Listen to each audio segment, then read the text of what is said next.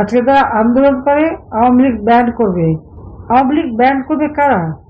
কয়েকটা ভাসমান যাদের কোনো অস্তিত্ব ছিল না, ওই ইউনুসের অর্থ, সেই সরোসের অর্থ আর ইউএসআইডের অর্থ দিয়ে লালিত পালিত এরা আজকে রাজনৈতিক নেতা হয়, রাজনৈতিক দল করে, আবার আওয়ামী লীগকে ব্যান করে, ছাত্রলীগকে ব্যান করে।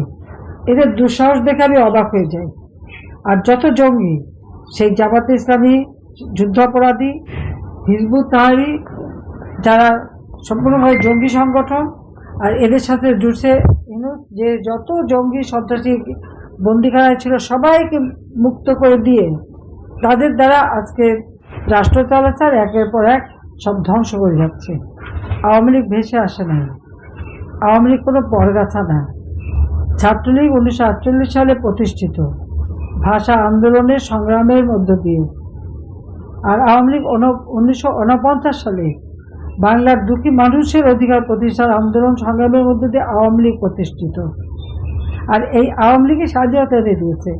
আজকে যে স্বাধীন দেশে তারা বাস করে, বাংলাদেশ নামটা বলে, ওটাও কিন্তু বঙ্গবন্ধু শেখ মুজিবের দেওয়া, এবং সেটা আওয়ামী লীগ সংগঠনকে নিয়েই তিনি বাংলার মানুষকে ঐক্যবদ্ধ করে দেশটা স্বাধীন করেছেন। একথা বললে চলবে না। আজকে যে একটা নিজের পরিচয়, পাসপোর্ট, একটা ঠিকানা, একটা দেশ আওয়ামী লীগই দিয়েছে, জাতির পিতা বঙ্গবন্ধু শেখ মুজিবের নেতৃত্বে।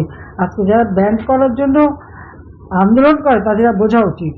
আর এটা আমাদের হিসাব করতে হবে এখন, যে তারা শহীদের তালিকা বানিয়ে কতজন মারা গেছে, আর তার বাইরে আওয়ামী লীগ, পুলিশ, সংখ্যালঘু সম্প্রদায়, শ্রমিক, ছাত্র, শিক্ষক কতজনকে তারা হত্যা করেছে।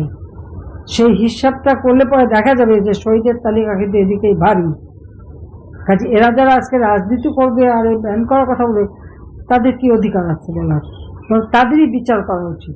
ইউনূস ক্ষমতা আসার পর সেখানে আন্দোলন যারা করতে যাচ্ছে তাদের বাকি কি জুটছে? আন্দোলন করতে নামলেই শ্রমিকরা নেমেছে, সেই মাদ্রাসা শিক্ষক, স্কুল শিক্ষক, ছাত্র, যারা যখন গার্মেন্টস শ্রমিক, অন্য শ্রমিক, যারা যখনই নেমেছে সঙ্গে সঙ্গে তাদেরকে সাউন্ড গ্রেনেড মারা, টিয়ার গ্যাস মারা, তারপরে লাঠিপেটা করা, গুলি করা, এমনকি হত্যা করে লাশ গুম করেছে। তাহলে ফ্যাসিবাদ কে? ফ্যাসিবাদ কে?